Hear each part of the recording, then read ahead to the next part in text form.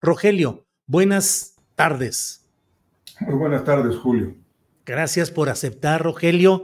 Gracias por estar con nosotros. A veces los periodistas andamos metidos en el trajín cotidiano y vemos las cosas en lo inmediato, en lo inmediato. Ese es nuestro oficio y nuestra perspectiva, pero nos ayuda mucho tener, como en este caso, la visión de lo que son las élites gobernantes en México y particularmente lo que se ha escrito en este libro, 1946-2020. ¿Cómo ha ido gobernando las élites? ¿Qué forma el pegamento de las élites y qué significan para el ejercicio político, Rogelio Hernández? Bueno, sin las élites políticas no habría una forma de ejercer el poder en realidad. El término élite siempre ha sido algo polémico y a muchos personajes no les gusta, particularmente en estos tiempos parece estar asociado siempre a algo muy privilegiado y en el fondo evidentemente lo es. Cuando hablamos de élite estamos hablando de grupos de personas que tienen una preparación específica y que además tienen las posibilidades de desempeñarse en un área determinada. En las élites políticas ya estamos refiriéndonos concretamente al ejercicio del poder político. Y esto ocurre en México y en cualquier otra parte del mundo. Lo relevante de esto es preguntarse si las personas que están ejerciendo el poder realmente están preparadas, tienen la capacidad, tienen las condiciones como para desempeñarse correctamente en el poder. Y esto supone, por un lado, preparación académica, preparación escolar, pero sobre todo, insisto en este punto, está en función de la experiencia que hayan acumulado a lo largo del tiempo, lo que significa que la política no es un asunto de ocasión, sino que la política, como cualquier otra profesión, se ejerce de manera sistemática en puestos de desempeño político, acumulando experiencia, teniendo capacidades específicas y demostrándolo en términos de una eficacia en el desempeño del poder. Esto en México, insisto, ocurrió de la misma manera que en cualquier otra parte del mundo. Lo que sí tenemos en claro es que, y de ahí el título del libro al que te has amablemente referido, es que la política no es una carrera profesional que se aprenda en las escuelas, sino que en realidad la política es un oficio que se aprende en la práctica con la experiencia. Y en México, pues por razones muy obvias, México ha atravesado por una larga historia en donde ha habido varias élites normalmente asociadas al priismo, pero bueno, quizás eso es parte de la conversación que ahora tendremos, Julio. Sí, Rogelio. Esa cultura política que siempre se ha hablado, hay quienes dicen todos llevamos un priista dentro de nosotros y que la cultura política permea todos los partidos y todas las actividades. ¿Qué tanto sigue presente? ¿Qué tanto se ha mantenido? ¿Qué tanto ha formado?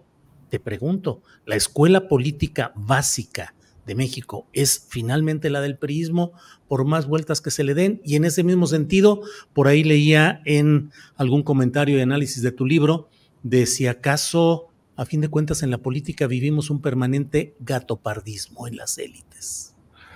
Es una muy buena pregunta la que haces, Julio, porque estamos muy acostumbrados a suponer que el priismo como actividad, como cultura, como bien lo dijiste, como manera específica de desempeñar el poder, desapareció con el solo hecho de que el PRI perdiera las elecciones primero en el 2000 y después en el 2012 y ahora crecientemente. La verdad es que no es así. A lo que te has referido es realmente muy, muy puntual.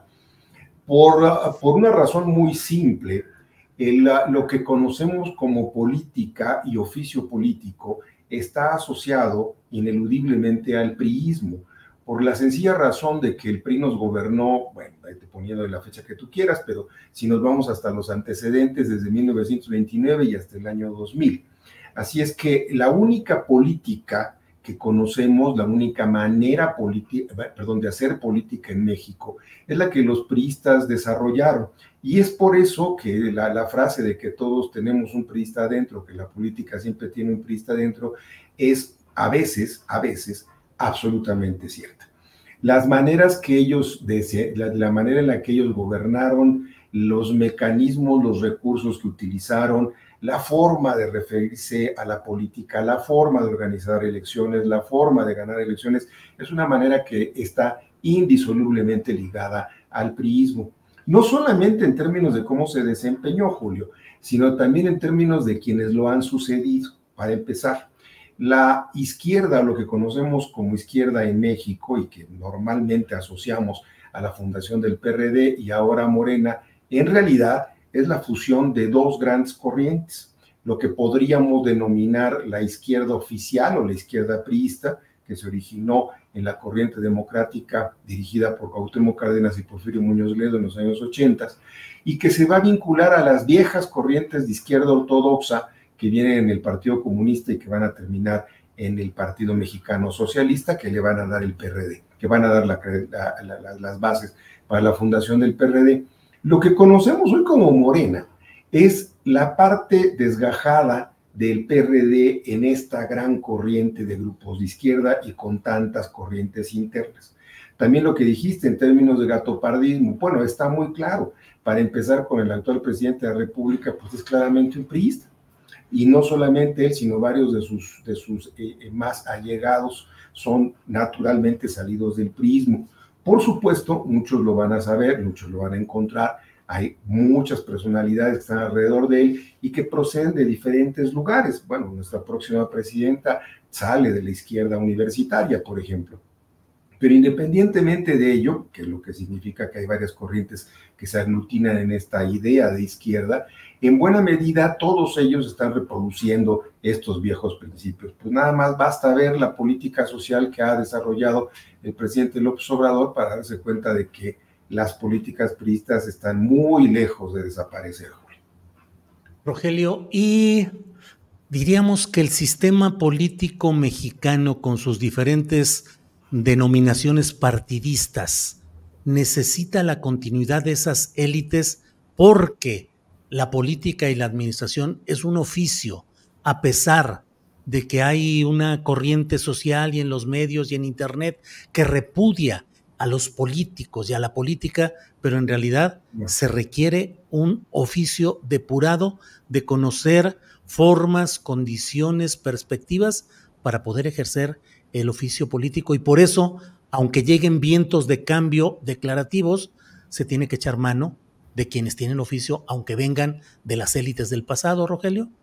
Desde luego, Julio, lo que acabas también de decir, de veras que eso hay que subrayarlo. Aunque los políticos y la política desgraciadamente tienen una muy mala imagen, están muy desprestigiados, no solamente en México, sino en el mundo. Asociar política es prácticamente asociarla a la idea de corrupción o de malas prácticas. Lo cierto del caso es que la política y los políticos son absolutamente indispensables. De la misma manera que los partidos políticos son indispensables para la democracia, los políticos son indispensables para desarrollar programas de gobierno y ejercer el poder. El poder político no es solamente tener un puesto de elección popular, ser presidente, ser diputado, senador, es tener a cargo la responsabilidad de la organización de la sociedad, de la convivencia social y, por supuesto, del desarrollo de políticas específicas, lo que hace mucho tiempo se llamaba políticas gubernamentales y hoy se conoce como políticas públicas. Todas las medidas sociales, todas las medidas económicas tienen que ser tomadas no porque de pronto alguien se le ilumine, tenga una iluminación en la mañana, sino porque deben ser pensadas, desarrolladas con capacidad y con elementos técnicos suficientes. Esto es lo que hace un político. Y esto es lo que creo que en México nos está faltando. No necesariamente la alternancia que la podemos ubicar, bueno, para convencionalmente el año 2000, porque fue cuando perdió el PRI la presidencia de la República, no necesariamente la pérdida de oficio ocurrió ahí. Ya empezaba a haber una pérdida de oficio político en los últimos gobiernos priistas, Salinas, Zedillo, etcétera. Será tema quizás de otra conversación, pero el punto es que sí hemos perdido enorme calidad política. Y se demuestra ya no solamente en las maneras de hacer política, sino también se demuestra en las malas prácticas gubernamentales. Quizás lo que queda muy claro, por ejemplo, es que el gabinete que está por salir del presidente López Obrador, si por algo se caracterizó, fue por la falta de oficio, la falta de conocimiento técnico, la falta de lo que se estaba haciendo ahí, y por lo tanto, pues lo que tenemos es una política en donde las obras gubernamentales, el desarrollo de los programas gubernamentales es muy lamentable. solamente basado exclusivamente en el reparto de beneficios económicos y sociales, pero no en programas de largo plazo. De ninguna manera podemos ver ya programas de largo plazo, y esto sí es lamentable, porque esto sí lo podemos ver no solo en el gobierno de López Obrador, sino lo podemos ver en todos los gobiernos anteriores, el de Peña Nieto, el de Calderón, el de Fox. Han sido gobiernos que están preocupados por los 6 años en los que están gobernando, pero no para dejar una auténtica política de largo plazo como en el pasado sí se hacía. Yo creo que a lo que debemos aspirar y deberíamos estar exigiendo como ciudadanos es que las personas que lleguen al poder sean personas que sepan lo que están haciendo y que tengan el conocimiento para el lugar en el que se les ha designado. Creo que eso es algo que nos está faltando desde hace muchos años, Julio, y ojalá ya en los próximos años pudiéramos tener. Rogelio, veo como periodista en lo inmediato el tema de la doctora Sheinbaum, que anuncia la incorporación de gobernadores por salir, por dejar los cargos, desde mi punto de vista muy impugnables: Rutilio Escandón de Chiapas, Salomón Céspedes de Puebla, Carlos Merino de Tabasco, en fin. Pero pareciera haber una tendencia para reincorporar a gobernadores de la 4T y gobernadores priistas donde perdió el PRI y ganó Morena, para integrarse a este nuevo equipo, nueva élite morenista. ¿Cuál ha sido el papel de los gobernadores en este proceso de descomposición o de recomposición política en México, Rogelio? Bueno, los gobernadores han sido, estos últimos que estás mencionando, desde luego, han sido el resultado también de este largo proceso de sustitución de las élites. Aunque no lo pareciera, y aunque a estas alturas, insisto, la mala imagen que tiene el PRIismo y los políticos en general no lo permitan creer, pero en México hubo patrones de formación política, patrones de comportamiento. Los gobernadores en el pasado priista no salían de cualquier lugar, no eran cualquier persona que se eligiera, que lo que quisiera estar como gobernador. Tenían que cumplir determinados requisitos, y el sistema político, esa estructura priista, era una estructura que permitía filtrar a las personas en ese entonces más adecuadas para el momento en cada uno de los gobiernos. Primer punto. Segundo punto, los gobernadores los que eran gobernadores priistas normalmente no llegaban a los gabinetes presidenciales, porque se reconocía que los gobernadores o los gobiernos estatales eran un carril político específico de formación y de especialización, mientras que las secretarías de Estado, en la medida en que estaban encargadas de la responsabilidad de los programas presidenciales y de gobierno, debían contar con un grado de preparación mucho mayor y distinta a lo de los gobiernos estatales. Todo esto se perdió en el proceso de transición, y a los gobiernos locales han llegado aquellos que son capaces de desarrollar campañas, digamos, convincentes con recursos que puedan hacer que los ciudadanos voten por ellos. Esto no necesariamente significa que los gobernadores están mejor preparados. Tú ya mencionaste algunos casos, podríamos ampliar la lista a muchos más. El que ahora se les esté incorporando, en realidad lo que significa es que son los pagos de ayudas políticas a los nuevos gobiernos. Son los reconocimientos de que los gobernadores, ya sean priistas, ya sean morenistas, son personalidades que de alguna manera han ayudado a que Morena se mantenga en el poder, de las maneras en que todos sabemos cómo han ocurrido.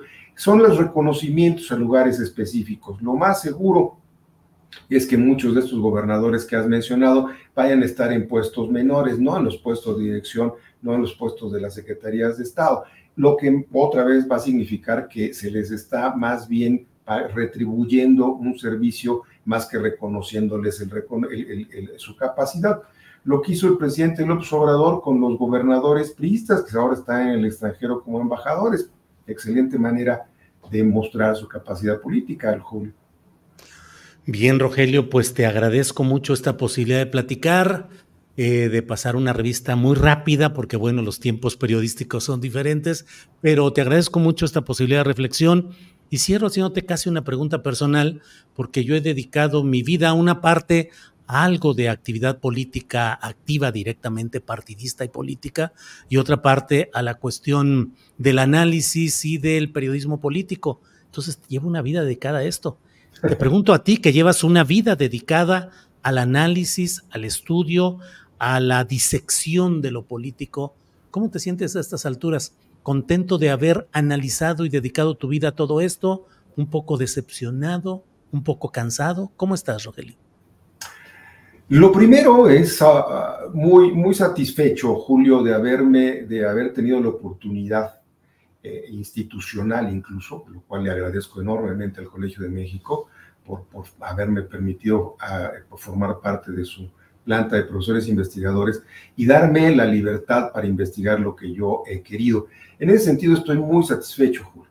Satisfecho también porque ojalá me lo muestre el público, haya podido demostrar, haya podido explicar algunas de las cosas de la política en México y además haberme dedicado a un tema que ha sido, pues, como lo estás viendo perfectamente, un tema muy poco estudiado, un tema que es escabroso en más de un sentido y que me ha permitido explicar cosas que creo habían quedado pendientes y que habrá todavía que continuar.